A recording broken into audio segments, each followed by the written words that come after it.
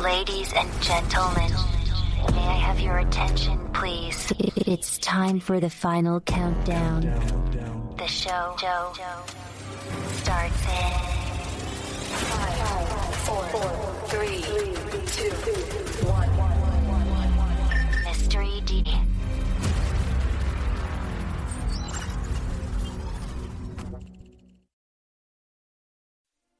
What's going on, revivalists? Thank you for tuning in to another episode of Real Talk Revival. I'm your host, Rob D. And today, I just want to start off by apologizing for pretty much falling off the face of the earth this past couple months. I haven't released any episodes. I haven't given any updates on social media. I want to say I'm sorry to all those I haven't gotten back to.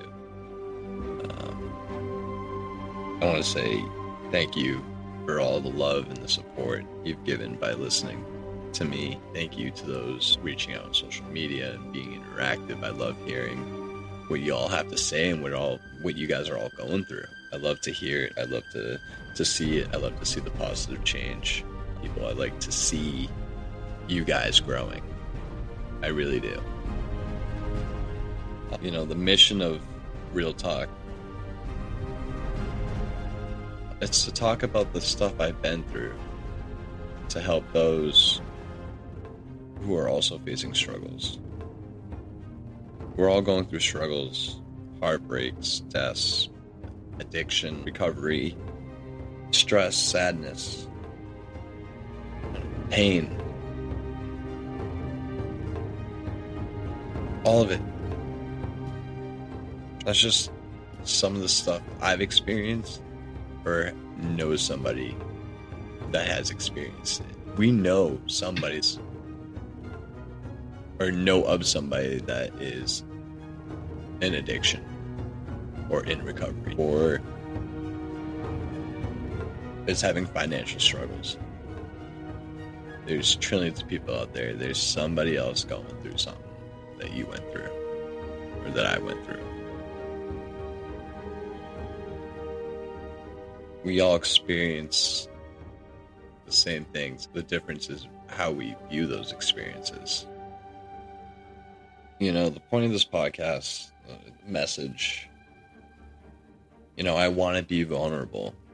I want to be open and honest with you. You know, about the things that I've been through. Only because I was able to overcome them. If I wasn't able to overcome them, I sure as hell wouldn't be talking to you today. You know, who am I to speak on something I haven't been through?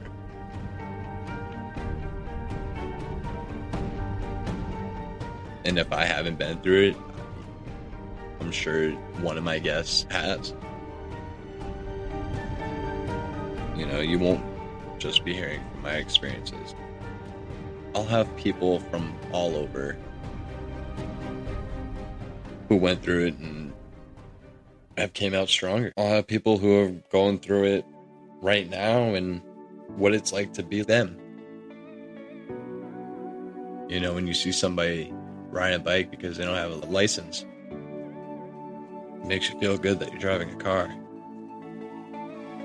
You know, I really hope to spread power and positivity and love. I really hope that this podcast can make you believe in yourself like you did once before.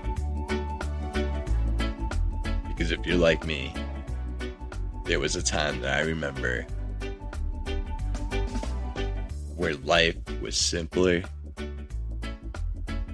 the summers were longer, and everything I did, I took pride in. Life can get crazy, and life can get hard, but life is short. Let's make the best of what we have. We only get one shot at this. let's really strive to like want more for ourselves. I want more for myself every day. I want to become better every day. Whether that's gaining more knowledge, reading more books, building something, being creative, being myself, catching myself in a lie, calling myself out, trying to be on top of my game. These are simple things that I do to be a better person, to speak truth in what I'm saying. There goes my phone. Like, I'm not just going to sit here and say things just to say them. Everything has a purpose. In order to achieve, you must believe. Believe in yourself. Now let's get real on today's talk. Let's revive why we're still alive. You're listening to Real Talk Revival. So I'm going to break it down, basically what's happened since I've released my last episode. I was going through a lot, even starting this podcast. So this episode is going to be about what happened and why I haven't been here, and basically what changed about me, because this podcast is going to be different. I was really stressed out with work.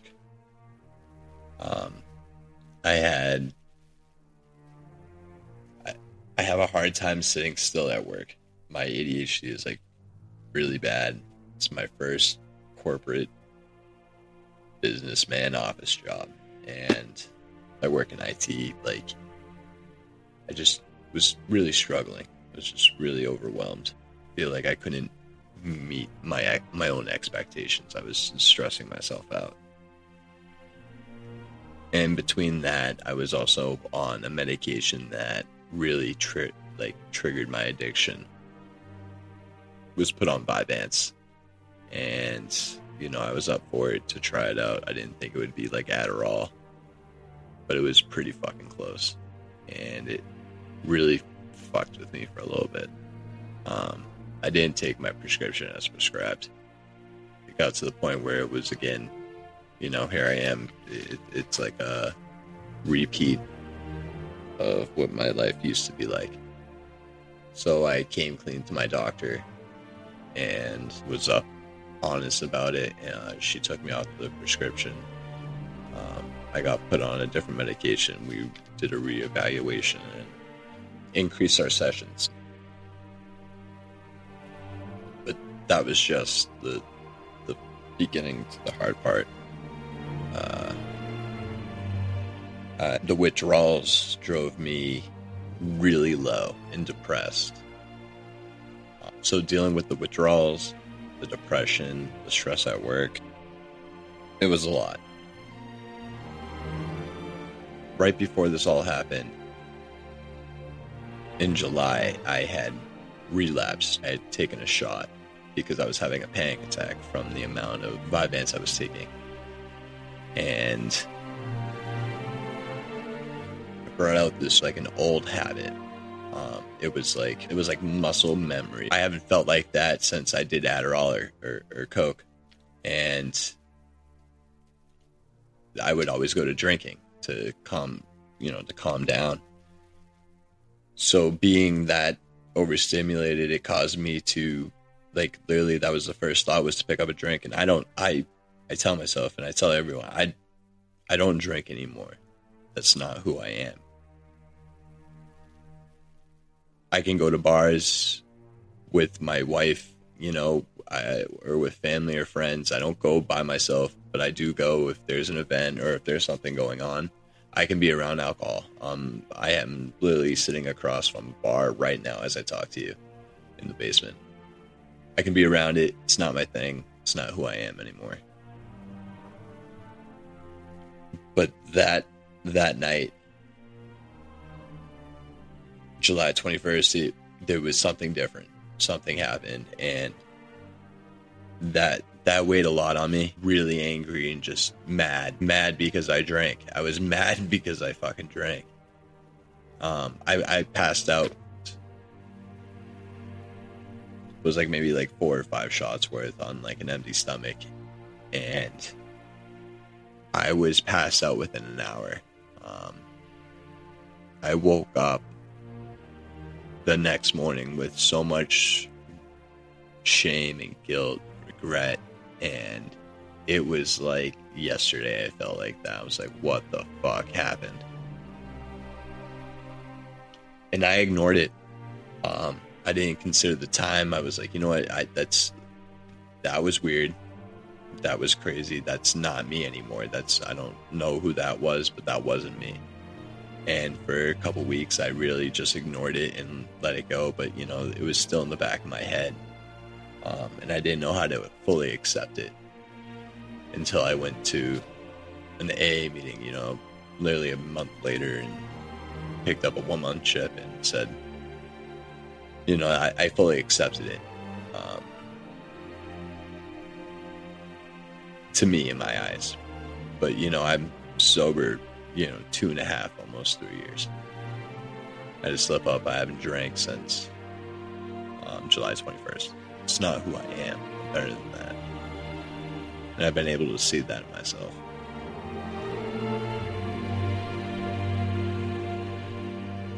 But man, it was tough getting through it.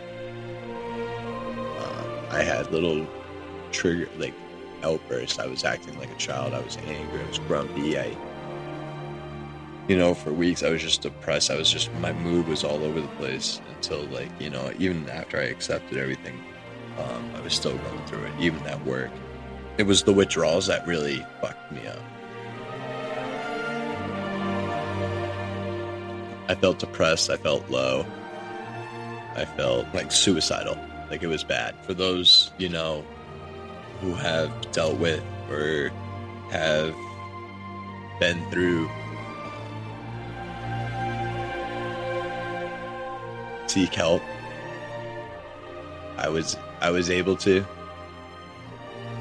and get through it and talk to somebody about it and get through my problems. Because at the end of the day, it's not worth it. It's minimal, everything going around right now. Like, the stress, the work, all of it. It's fucking fugazi. It's really nothing in comparison to your life, to my life. And I had to work with a therapist and get through some of the stuff that I was going through. And working with a therapist and everything, I was able to take the time off from work on my full-time job and take a break from, like, the rehab. Just really just focus on myself and my home and my personal life, you know, and really just get myself together. Mental health isn't a joke, you know, and I was able to work with my doctors. I have a great support network. And it gave me the chance to, after all was said and done, it gave me a chance to really enjoy my wedding and really be there with, like, my wife, my best friend, and to enjoy my amazing honeymoon. You know, I didn't give up. I didn't continue drinking because I slipped up.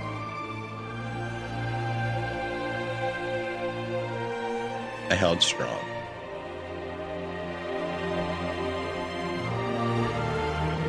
I didn't go pick up more pills because my prescription ran out.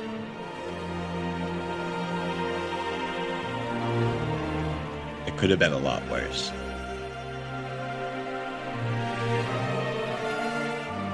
But I chose not to change like that. I used the tools around me that I know I had, that I had obtained knowledge of over the years. I wasn't afraid to ask for help. I wasn't afraid to talk to my wife about what I was going through. I wasn't afraid to get it off my chest and really get through it. I just didn't know how to handle the stress and feeling so uptight.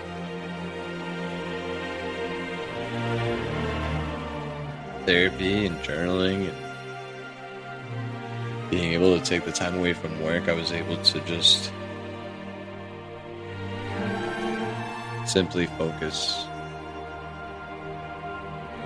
on the things that matter most, which was myself and my family.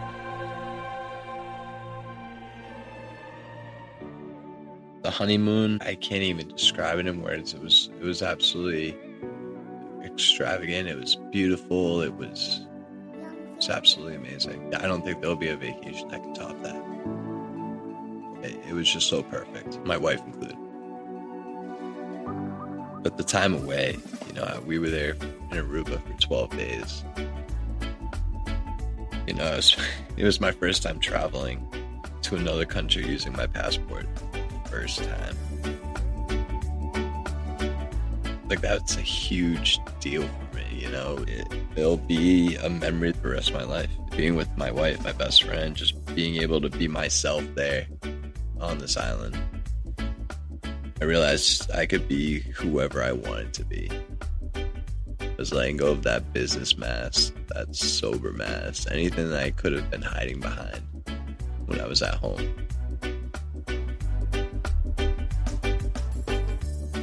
I found peace with myself and the world around me when I was there. I was walking on the beach one morning and smoking a cigar, and I got the goosebumps and all. It was a moment of, I just felt everything was okay. And I'll never forget it. I'll never forget that moment, that feeling, I just felt connected to everything. And it was beautiful. It was absolutely beautiful. Seeing my wife just so happy. She was so stressed out. She handled the wedding absolutely amazing. But she was so happy there with me. And it made me realize something else. In order to love those around us, we must first love ourselves. Loving myself began with taking that time off from work and trying not to feel guilty about it. Realizing that it's okay to ask for help. It's accepting it too. I guess I have a hard time accepting things, and acceptance is definitely key.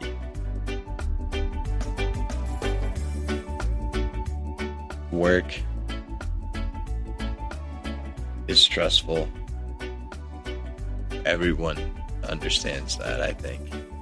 Work can be stressful. Work can be hard. Looking for work can be tough. Not working is hard. Trying to find work, it's anything that says work in it just, I'm sure it's a trigger for a lot of people. But if you're working so hard and you're overworking yourself,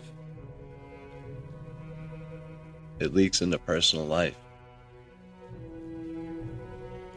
All my stress from work and everything I was going through, it leaked into my family. Life is too short. Money can't buy you love. It can't buy you peace. It can't buy you happiness. You need to know your worth.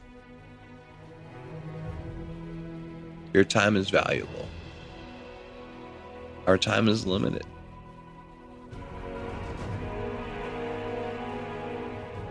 Don't let the little things bother you. We really do have the power to create the lives we want. The life I want. Man, I'll tell you right now, I'd be living in Aruba. But what being in Aruba taught me was anything is possible. The life I had just 2.5 years ago, I was dealing with my second DUI, riding a bike around to and from work, freezing my ass off in the winter. Court warrants. Fucking didn't have a pot to piss in. My family didn't trust me. I almost lost the love of my life, my daughter. Life was a lot fucking different than it is today. And I'm very grateful. And I'm very proud.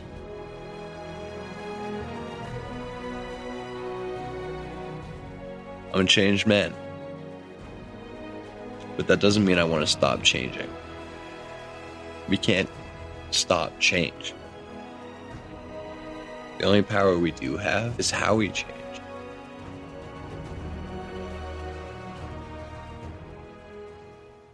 All right, my friends.